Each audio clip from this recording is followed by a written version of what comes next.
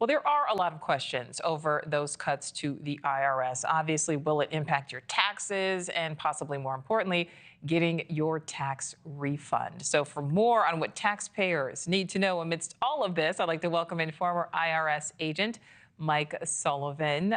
Mike, great to see you. You know, a lot of people hear, tens of thousands of people being let go happening right during the height of tax season. Yep. Do you think these layoffs will be detrimental? And if so, by how much?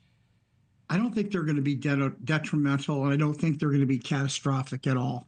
I think there's a new sheriff in town, and everyone has to go ahead and adjust to the new sheriff. This is like a train coming down a hill, and nobody can stop it. A matter of fact, everyone's kind of listening to your stations and stations just like yours to find out really what's going on. There is really nobody just knows. Everyone's kind of frozen, waiting. Matter of fact, we were on the phone to an agent in Philadelphia, and as we were talking to them, we were ready to close our case. And he says, I've got to go. I got to go.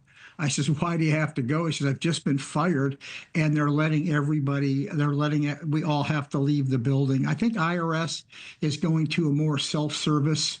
They're going to go more outsourcing. They're trying to get away, get rid of paper. And I think at the end of the day, maybe in a year or two, this will run smoothly. I think at the beginning, like I said, there's a learning curve, but I think we'll get over that hump as we go into more AI, and that's going to be controlling the service as we move forward. So talking about that automation there, Mike, I know a lot of times, taxpayers, Americans can get frustrated, saying let's say they have a question and they call the 800 number trying to get an agent on the phone, sometimes can't do that. Do you think that will get better or worse? That's going to get worse. I mean, right now, you can't get through to IRS.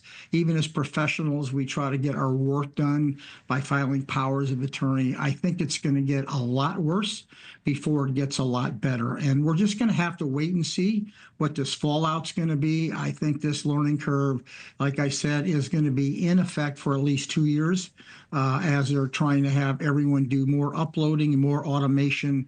And they're trying to go to this whole new system we have. Everyone's adjusting on the fly, just so you know. Yeah, absolutely. All right. So this one, you truly may not have the answer to it because it may just be a wait and see kind of thing.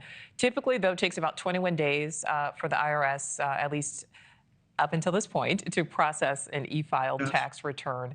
Now with these layoffs, potentially more to come, what do you think is the projected timeline for returns this year? Should people expect some delays? That's an excellent question. About 82% of the taxpayers aren't going to be affected by this because they're all W-2 wage earners. And you usually don't have problems with W-2 wage earners. The system probably will work the same for them. I don't think you're going to see anything going on in that category. I think it's going to be all more the self-employed people and the people that have larger dollar problems. That's what's going to come up. So the 82% I see are going to be very safe, and they're not going to see a big difference. Just getting through to IRS and fixing mistakes, that's where the problem's going to lie. All right. So, this is probably not the year to procrastinate on filing those taxes. Yes, exactly. All right. Former IRS agent Mike Sullivan, thank you so much. Thanks for watching. Go to joinnn.com to find NewsNation on your screen. And don't forget to click the red subscribe button below to get more of NewsNation's fact-driven, unbiased coverage.